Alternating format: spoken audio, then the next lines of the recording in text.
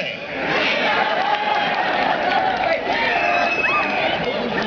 See, you shifted the subject. See, I had hopes for you. But wait a minute, let me tell you how you shifted the subject, okay? This is what, I'm not saying you are a liberal, but this is what liberals do. They shift the subject, ignore the facts, or they name call. Now, what you did, you asked a question about health care. I respect that. And my answer is because in every country that has installed government-controlled socialized health care, accessibility has gone down and costs have gone up. In fact, if you wait a minute without trying to interrupt me, I'll give you another little tidbit of information that might help you here.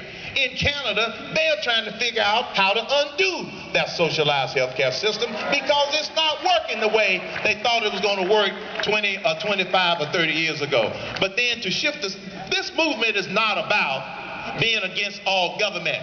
This movement is about what the Constitution says, limited government. And we got too much government right now.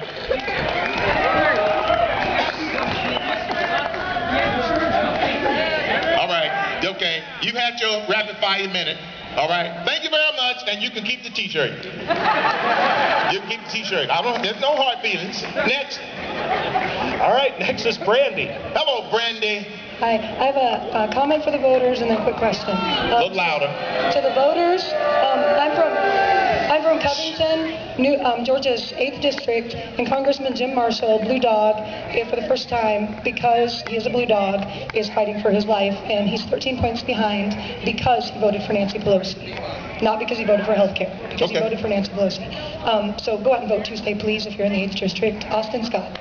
Go ahead and vote. All right. Thanks a lot, Brandi. Question for you. I have 3 children. They're here tonight because I want to ensure that they never ask me why I didn't do enough. Right. They have $129,000 in debt right now to countries like China. Yes. As you prayerfully consider what you're going to do in 2012, what would you do immediately in 2012 to start paying down their debt?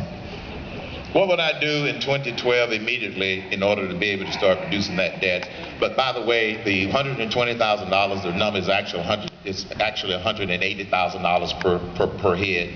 But the 120 may not have included all of the unfunded liabilities. The first thing that I would do is freeze all federal spending and declare no earmarks in any legislation, and only clean bills would come through Congress or they will get vetoed.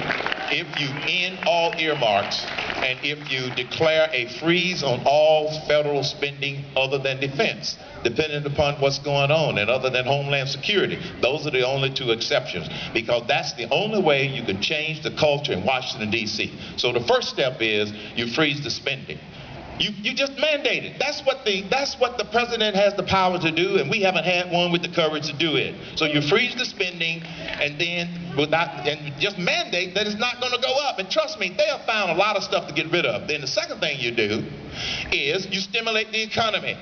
Because then if you get the economy growing, we'll generate more tax revenue, then we'll have some money to start paying down the debt if we stop spending like, I won't want to say drunken sailors, because drunken sailors know when to stop spending, when they run out of money.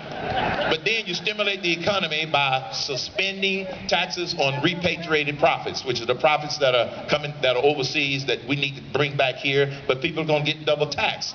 Whatever the tax rates at the time, we need to lower the top corporate tax rates. We need to lower people's taxes. Look, people who believe this hogwash that lowering taxes takes revenue from the government, it is pure hogwash. That's how you stimulate the economy, is by lowering taxes on businesses and lowering taxes on individuals.